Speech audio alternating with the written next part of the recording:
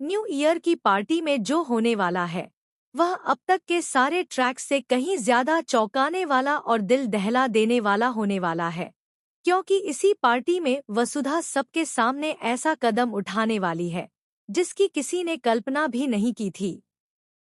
जिस वसुधा को अब तक सब एक सीधी सादी, संस्कारी और सहनशील बहू मानते आए थे, वही वसुधा अचानक सबके सामने देव को जोरदार तमाचा मार देगी। यह सीन इतना शॉकिंग होगा कि कुछ पल के लिए पूरा चौहान हाउस सन्न रह जाएगा। किसी को समझ ही नहीं आएगा कि आखिर यह वही वसुधा है या कोई और। सबसे पहले तो देव को खुद यकीन नहीं होगा कि वसुधा ऐसा कर सकती है। उसके दिमाग में यही चलता रहेगा कि क्या वसुधा यह सब अपनी मर्जी से कर रही है या फिर किसी मजबूरी में, किसी दबाव में उससे यह सब करवाया जा रहा है। लेकिन जैसे ही वसुधा का थप्पड़ सबके सामने पड़ता है, वैसे ही पूरे घर का माहौल बदल जाएगा। एक एक करके सारे घरवाले वसुधा के खिलाफ खड़े हो जाएंगे और देव का दिल भी पूरी तरह टूट जाएगा। उसे लगेगा कि जिस लड़की पर उसने आंख बंद करके भरोसा किया, जिसने प्यार, त्याग और समझदारी की मिसाल पेश की, वही आज उसे सबके सामने अपमानित कर रही है।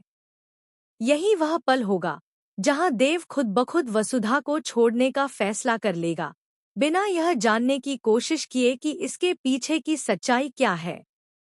और ठीक यही तो चंद्रिका चाहती थी।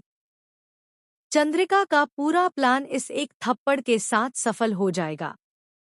उसे अपनी जीत पर घमंड होगा, अपने पैसों पर, अपनी ताकत पर और अपने रुतबे पर। उसके मन में यह बात और पक्की हो जाएगी कि वसुधा एक गंवार है, जिसे उसने शुरू से ही इस घर के लायक नहीं समझा। चंद्रिका हमेशा से वसुधा को नीचा दिखाती आई है, कभी उसके मायके को लेकर, कभी उसके तौर तरीकों को लेकर, तो कभी उसकी पढ़ाई और हैसियत को लेकर।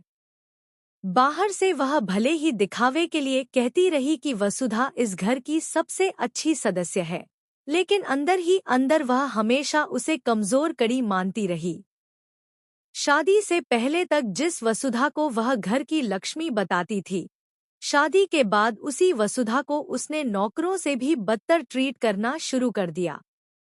यह सच्चाई अब धीरे धीरे सामने आने वाली है कि चंद्रिका कितनी स्वार्थी है और उसे सिर्फ अपनी जीत से मतलब है, चाहे उसके लिए उसे अपने बेटे की खुशियों की कुर्बानी ही क्यों न देनी पड़े।